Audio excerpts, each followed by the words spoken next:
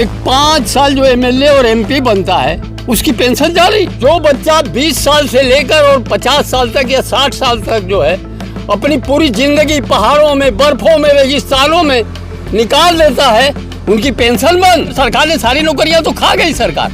उनका रिटायरमेंट का समय तो तुम टीटी कराओगे, ये कोई बात होती है? हमारे पास कहाँ से 3000 रुपया आएगा एक बच्चे के लिए फीस देने को? मंदिर बनने से हमारा पेट भरेगा श्रीमान जी, ये पत्थर की मूर्तियां तैयार करने से पेट भरेगा? क्यों नहीं यार, बीएचयू जैसे सेक्टर हर जिले में कर देते हो। ये गंगा में दिया जलाने से गंगा शुद्ध होगी। मेरी बात सुनिए आप। विरोधी है, भाजपा विरोधी किसको? बिल्कुल नहीं, मैं तो भाजपाई हूँ। हमारा देश जो है अभी विश्व गुरु बनने वाला, और भारत की 80 करोड़ जनता जो है सरकारी अन्न पर जी रही है। शादी के बाद से आज तक जितनी सरकारें हुई हैं सारी सरकारें सामंतवादी विचारधारा की। आपका परिचय हो जाए? मैं जोरावर यादव जी।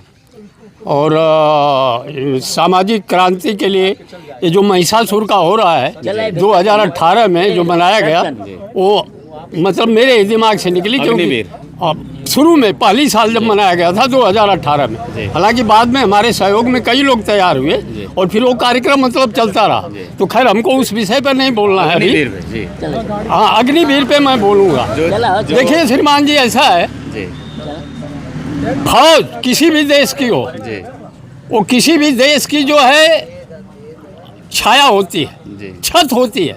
जैसे हम छत के नीचे रहते हैं, आड़ के लिए रहते हैं ना, अपनी सुरक्षा के लिए रहते हैं, वैसे हमारे देश की फौज जो है हमारे देश की छत है। लेकिन इन लोगों ने इस छत को जो है तितर बितर कर दिया।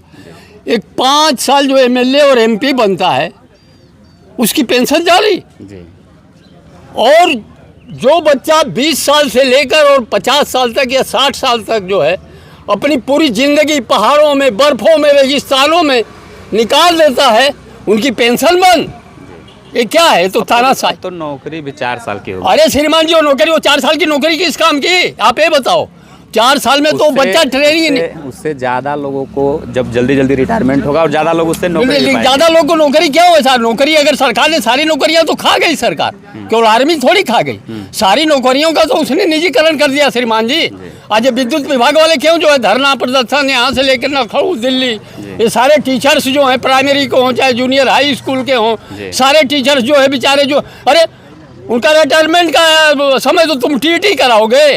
ये कोई बात होती है यार? उन्होंने जो है अपनी पूरी जवानी गंवा, बेहतर बनाना है तो क्या बेहतर तो बना रहे हैं श्रीमान जी। सारा निजीकरण खत्म कर दें, निजीकरण को खत्म कर दें, अपने बच्चों को भेजें प्राइमरी स्कूल में।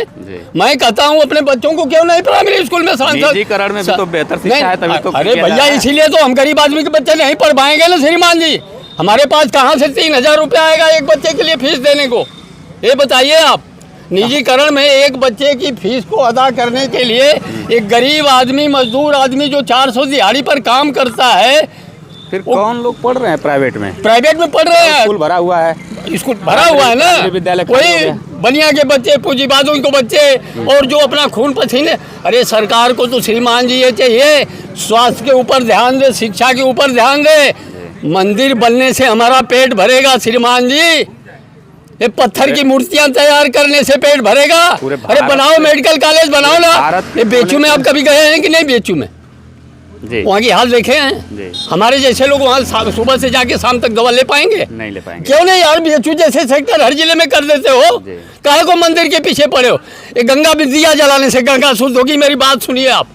गंगा में दिया जलाने से गंगा शुद्ध होगी, उसमें फूल माला चढ़ाने से गंगा शुद्ध हो जाएगी श्रीमान जी? नहीं होगी ना। अरे गंगा नहीं, गंगा सफाई का पैसा गया कहाँ? आज तो नहीं, वो गया कहाँ? सफाई तो हुआ है। क्या सफाई हुआ श्रीमान जी? सफाई हुआ है। अरे किस कागज उठा के? हाँ, कागज में तो सब हो रहा है। कागज में नौकरी हो रही है, सफाई हो रही है, सारा कुछ तो हो रहा है। दफ्तरों में जाइए देखिए। हाँ जी, अरे बिल्कुल हो रहा है। सरकार के बयान सुनिए। बिल्कुल, बयान तो रोज सुन रहे हैं। बयान आप ही लोग सुना रहे हैं ना, आप ही लोग बयान सुना रहे हैं। बयान तो हम रोज सुन रहे हैं, लेकिन हो कुछ नहीं रहा। ये केवल लालीपाप है श्रीमान जी, लालीपाप है। कहीं नहीं रहा, आप ही बस कर रहे हैं गंगा सफाई। मैं तो कहूँगा, हो सकता है और किसी को अच्छा लगता हो। विरोधी है, भाजपा विरोधी। किसको? बिल्कुल नहीं, मैं तो भाजपाई हूँ। भाजपाई है? हाँ बिल्कुल। अरे कहूँगा नहीं, भाजपा विरोधी गलत कर रहे हैं। नहीं, मैं तो पक्का भाजपाई हूँ। नहीं, बिल्कुल। तो ऐसे कैसे आप कर रहे हैं भाजपा विरोधी? मैं तो भाजपाई हूँ। विद्यालय का भी विरोध कर रहे हैं, जो शिक्षा को करूँगा, क्यों नहीं करूँगा? ये बताइए आप कि ये हमारा देश जो है अभी विश्व गुरु बनने वाला, और भारत की 80 करोड़ जनता जो है सरकारी अन्न पर जी रही है, शर्म नहीं आती है।